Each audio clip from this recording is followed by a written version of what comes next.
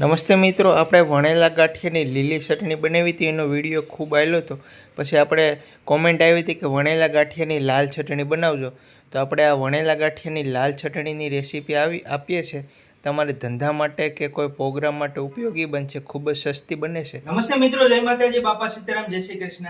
આપણે વણેલા ગાંઠિયાની લીલી ચટણી બનાવી હતી અને બહુ હાલી હતી. એક ચટણી આપણી 6 લાખ માણસોએ જોઈ હતી અને બધાએ ધંધા માટે ઉપયોગી બની હતી. એવી રીતે આપણે કોમેન્ટ આવતી હતી કે તમે વણેલા ગાંઠિયાની લાલ ચટણી બનાવો, તો આપણે લાલ ચટણી બનાવીએ છીએ અને તમને બનાવો તો ધંધામાં સસ્તી પડે એવી રીતે આપણે 1 કિલો વણેલા ગાંઠિયાની ચટણી બનાવીએ. પછી જો તમારે વધારે જરૂર હોય 5 કિલો 10 કિલો, તો એનાથી 5 ગણું 3 ગણું 10 ગણું મટીરીયલ લઈને તમે વધારે બનાવી શકો. તો આપણે વણેલા ગાંઠિયાની આ લાલ ચટણી બનાવીએ છીએ. વણેલા ગાંઠિયાની લાલ ચટણીમાં આપણે લસણનો અને પૌવાનો અને ખાંડ, ખાટી મીઠી ગળી એવી મસ્ત તીખી ચટણી આવે છે. તો આપણે બનાવીએ. બધા મસાલા નાખીએ. આપણે આ ચોખાના પૌવા લીધા છે અને આ વઘારના લાલ મરચાં છે. લીંબુના ફૂલ ખટાશ માટે નાખશું. ગળાશ માટે ખાંડ નાખશું. થોડા મરિયા નાખશું, જરૂરિયાત 8-10, 1 કિલામાં જેટલી જરૂર પડે. થોડા સિંગદાણા અને લસણ નાખશું. ગાંઠિયા નાખશું. આપણે ગાંઠિયાની દુકાન હોય એટલે થોડા ગાંઠિયા નીકળતા હોય. અને થોડું આદુ નાખશું. બધી જરૂરિયાત પ્રમાણે નાખશું. આપણે આ પૌવા લઈ લઈએ છીએ. પૌવાને તમે ડાયરેક્ટ પહેલાં ભૂકો કરીને પણ નાખી શકો. 150 ગ્રામ પૌવા લેવાના છે. 150 ગ્રામ પૌવા લીધા છે. આને એક પાણીએ ધોઈ નાખશું. પૌવાને ધોઈ નાખશું.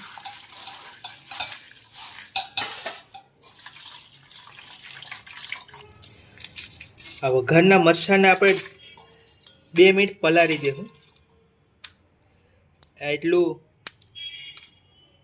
તજ લીધું છે. 8-10 મરી લઈ લે છે. આ 2 ઇંચ જેટલું આદુ નાખીએ છીએ.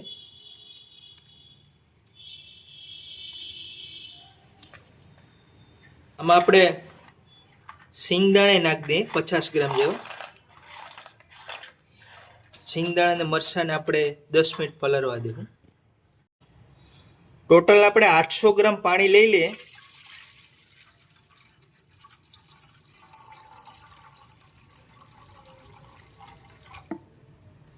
એટલું પાણીની જરૂર પડશે. આપણે પૌવાને આપણે પહેલા પીસી નાખીએ. નાના મિક્સરના જારમાં વ્યવસ્થિત પીસી નાખવાના. પાણી નાખી દઈએ.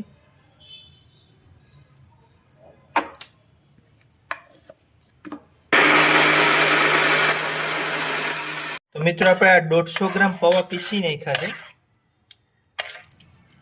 આવી રીતનું પીસાઈ જવું જોઈએ.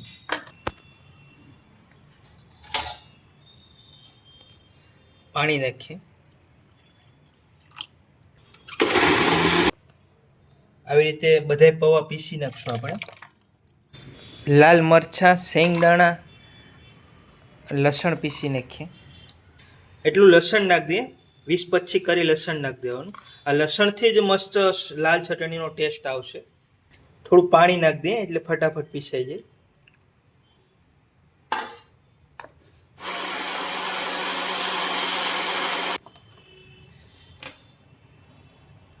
તો આવી રીતે ફૂલ પીસી નાખવાનું સિંગદાણાને મરચાંને. હવે આપણે જે પૌવા પીસેલા છે એમાં નાખી દઈએ. 50-60 ગ્રામ ગાંઠિયાનો ભૂકો કરી નાખીએ.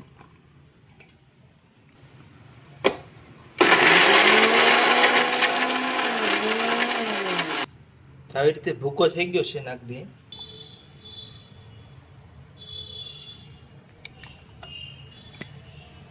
મિક્સ કરી દઈએ.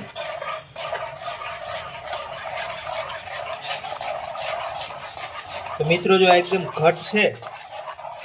હવે આને કલર ને ટેસ્ટ પકડાવશું આપણે. તો મિત્રો, આ વણેલા ગાંઠિયાની લાલ ચટણી હોય પૌવામાંથી શેંગદાણા અને ખાંડ અને લીંબુના ફૂલથી જ બને છે અને લસણ નાખેલું હોય. તો આ એકદમ ઘટ થઈ ગઈ છે. હવે આનો આપણે ટેસ્ટ પકડાવી દઈએ. તો મિત્રો, આવી રીતે જો જાડું મસ્ત બની ગયું છે. હવે આનો કલર અને ટેસ્ટ પકડાવી દઈએ. તપેલીનું વજન માઇનસ કરતા 1 કિલો ને 200 ગ્રામ બન્યું છે. એટલે આપણે આ 0 કરી દઈએ.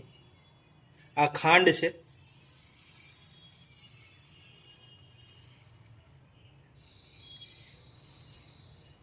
₹50 જેવી ખાંડ નાખી છે.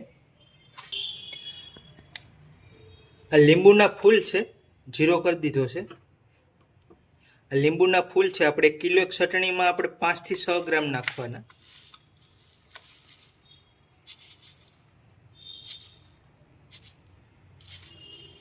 પાંચ ગ્રામ આપણે લીંબુના ફૂલ નાખીએ, આનાથી ખટાશ આવી જાય. લાલ મરચું છે, તીખાશ માટે થોડા આપણે મરચાં નાખ્યા તોય આપણે 10 ગ્રામ લાલ મરચું નાખી દઈએ.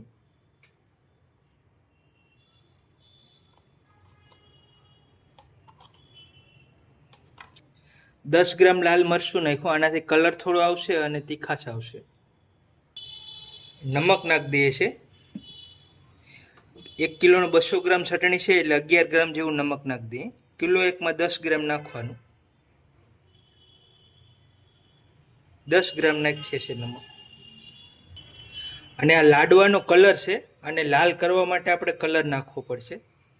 તો 1 ગ્રામ જેવો આપણે લાડવાનો કલર નાખી દઈએ લાલ. આપણે મિક્સ કરી દઈએ.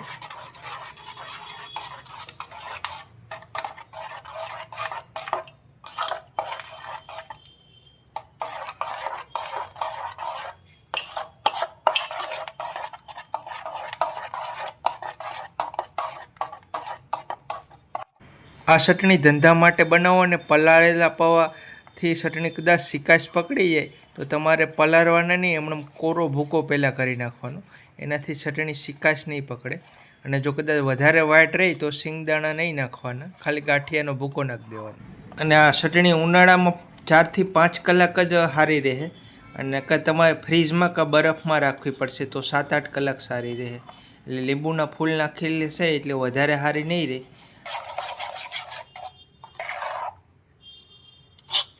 જો લાલ કલર પકડાઈ ગયો છે એકદમ, આ ગાંઠિયામાં સોટી જાય એવી રીતના ચટણી તૈયાર થઈ ગઈ છે. તો આવી રીતે 2 મિનિટ હલાવી નાખવાનું, એટલે ખાંડ ને નમક ને બધું ઓગળી જાય, મિક્સ થઈ જાય.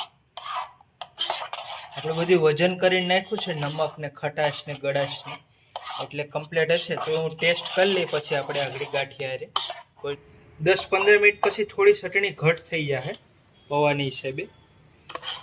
વધારે જાડી થઈ જાય તો થોડું પાણી નાખીને પતલી કરી શકો. આપણે આ બાઉલમાં ટ્રાન્સફર કરી લઈએ. કિલોને 200 ગ્રામ જેવી થઈ ગઈ છે. ને આપણા વણેલા ગાંઠિયા બનાવ્યા હતા, એની હારે આપણે આ લગાડી છે. હવે હું તમને ટેસ્ટ કરીને બતાવું કેવી છે. વણેલા ગાંઠિયાની લાલ ચટણી કેવી લાગે ટેસ્ટ કરીને બતાવું.